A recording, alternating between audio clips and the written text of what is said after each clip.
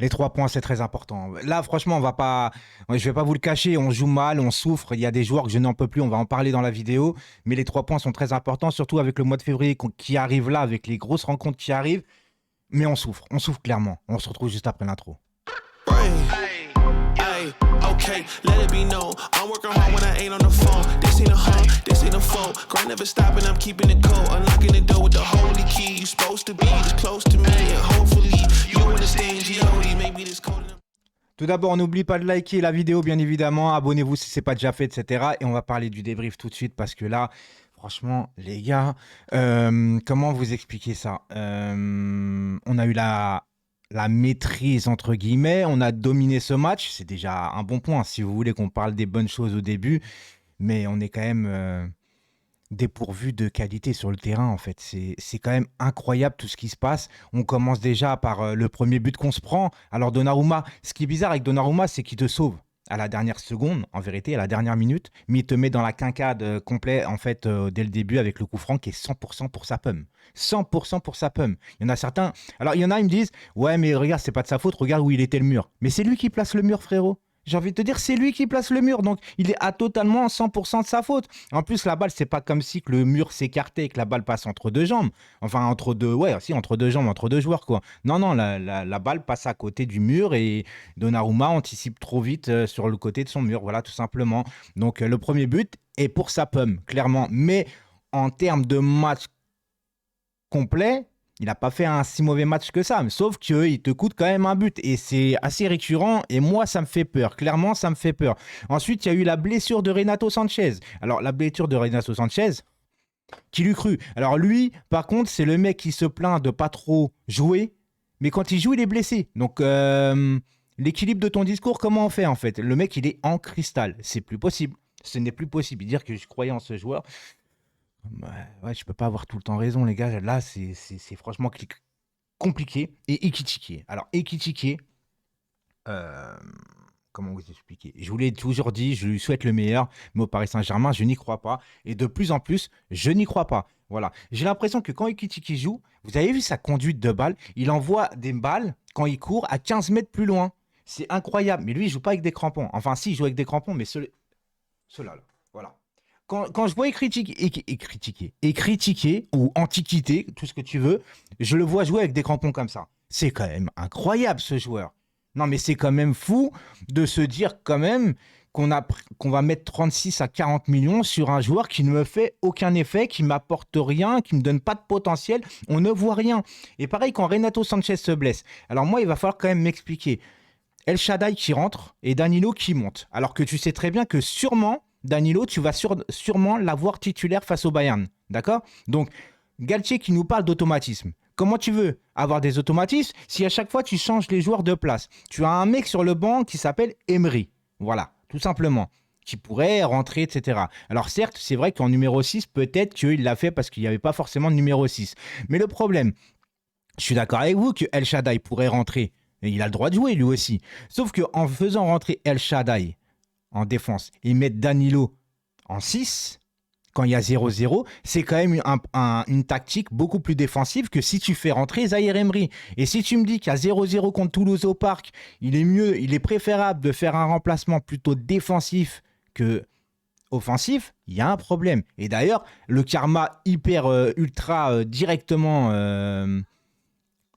d'entrée, hein. El Shaddai fait faux, tu te prends un but. Mais bon, après, ça, c'est juste un petit détail. Mais ce que je veux dire, c'est que je ne comprends pas non plus Galtier, surtout sur Solaire. Alors, Solaire, il va falloir m'expliquer. Solaire a un dossier sur Galtier. Ce n'est plus possible autrement.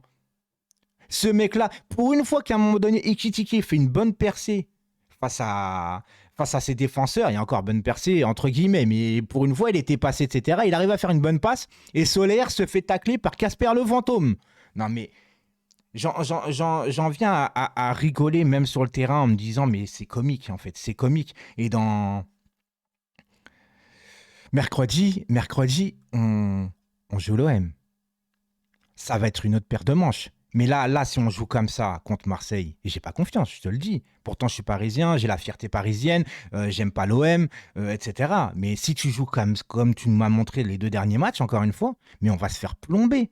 Parce que les Marseillais, encore une fois, te le dis, je le répète, ils ont jamais été aussi proches sur le terrain au niveau de nous rattraper, tu vois. Donc forcément, ils jouent mieux au football, ils ont fait un meilleur mercato, ils jouent chez eux, ils vont nous rentrer dans l'art. Ils vont nous rentrer dans l'art. Donc je ne sais pas l'équipe qui aura, parce que Mbappé n'est pas là. Neymar, je ne suis pas sûr qu'il sera là. Vitinha, on peut en parler aussi, je suis désolé, mais Vitinha,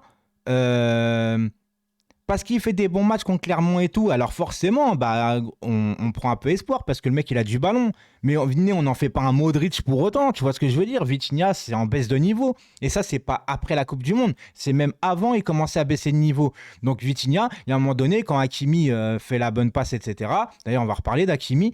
Vitinha, non, c'est en une touche de balle que tu dois frapper. Et là, je veux parler d'Hakimi maintenant. Parce que Achraf Hakimi, moi, je le répète et je le dis et je l'assume depuis 1 an et demi. Ce que je pense d'Hakimi, c'est que c'est un excellent joueur. Pour moi, c'est le meilleur latéral droit du monde, mais au Paris Saint-Germain. Et là, il y a un moment donné, il faudrait comprendre ce que je raconte. C'est qu'au Paris Saint-Germain, je trouve qu'Hakimi ne s'intègre pas correctement, ou plutôt peut-être qu'on n'intègre pas assez Hakimi à la tactique, ou on ne s'adapte pas à lui. Voilà, tout simplement. Donc, Achraf Hakimi est un excellent latéral droit. Pour moi, le meilleur, voilà, tout simplement. Mais au Paris Saint-Germain, depuis 1 an et demi, ça me donne pas satisfaction. Alors les bolos, les kékos, qui me disent parce que je tacle Hakimi, je suis raciste, allez vous faire mettre bien profond en vérité. Parce que vous, en fait, ça, c'est un discours, mais victimaire. Mais un truc de ouf. Vous êtes que des victimes pour penser que je suis raciste juste parce que je m'en prends à Hakimi, alors que j'ai floqué à l'époque Ben Arfa. Enfin, pour moi, tu vois, mon idole de toujours, c'est Zinedine Zidane. Enfin, j'ai même pas besoin de me justifier en vérité. C'est juste que là, votre discours, ça me dégoûte en fait. Tu vois, des gens comme ça. Là, Achraf Hakimi, depuis 3 matchs, il est excellent. J'avais trouvé contre Reims qu'il y avait du meilleur. Et là, maintenant, concrètement, Achraf Hakimi, depuis les 2 derniers matchs, c'est hop, hop, hop. Tu vois, c'est super, c'est magnifique. En plus, maintenant, il frappe carrément du gauche. Le dernier match, il avait marqué du droit, mais bon, forcément, il avait été refusé. Mais là, Hakimi, il est en pleine bourre. Alors, j'espère qu'il va continuer, etc. Mais ne me sortez plus de vos discours de victimaire. Tout simplement, parlez football si vous voulez, mais venez pas jouer sur un terrain que vous ne maîtrisez pas. Vous ne maîtrisez pas, tu vois. Tout ça parce que vous êtes une groupie ou parce que vous êtes marocain et vous n'êtes pas content que je parle d'Hakimi. Ça suffit à un moment donné, les discours de victimes comme ça. Ça suffit, les gars. On en est. Mais vous êtes. Il y en a, c'était. Enfin, bref. Sinon, qu'est-ce que je voulais dire d'autre par rapport au match? Bah écoutez, les 3 points, très importants. Je le répète encore une fois, les 3 points, très, très, très, très importants. On se retrouve ce soir en radio libre. Radio libre, quand je dis radio libre, c'est hors football, hors politique, hors religion. Voilà, on va passer du temps ensemble à partir de 23h sur Twitch. Voilà, c'est Panam. Et puis pour le reste, bah écoutez, passez une bonne soirée. On est content des 3 points. Maintenant, en termes d'efficacité, c'est pas dingue. Et un très bon match, encore une fois. Heureusement que je le dis, je l'oublie pas parce que certains vont me dire encore non. C'est juste qu'en ce moment, j'ai du mal. Voilà, j'ai du mal à mettre des joueurs en avant. J'ai du mal à mettre le PSG en avant. J'ai du mal à être content des victoires parce que en vérité, je sens un problème et je suis pas rassuré. Voilà, je suis inquiet. Tu vois, le mois de février, il y a 2 fois l'OM, il y a une fois le Bayern et je suis inquiet. Je suis en panique. Tu vois ce que je veux dire? Donc j'ai plus envie de m'enflammer. Il y a un peu de mieux, mais on va pas dire que c'est l'apothéose. Tu vois ce que je veux dire? Tu joues le 12e du championnat, il me semble. Donc voilà, c'est pas non plus un truc de ouf. Mais Messi a encore été très bon dans le jeu, encore un très beau but. Il a été bon. Voilà. Nuno Mendes revient un peu plus en forme par rapport à son dernier match, mais il revient de blessure, donc voilà. Voilà, quoi dire. Et peut-être qu'Hakimi, il s'est remis en selle aussi, peut-être, du fait qu'il voyait que Monsieur Mukiele commençait à montrer sa petite patte. Tu vois ce que je veux dire? Sa petite tête. Genre de coucou, je suis là, je monte en puissance. Ça lui a fait peut-être du bien d'avoir de la concurrence, tout simplement. Ciao tout le monde.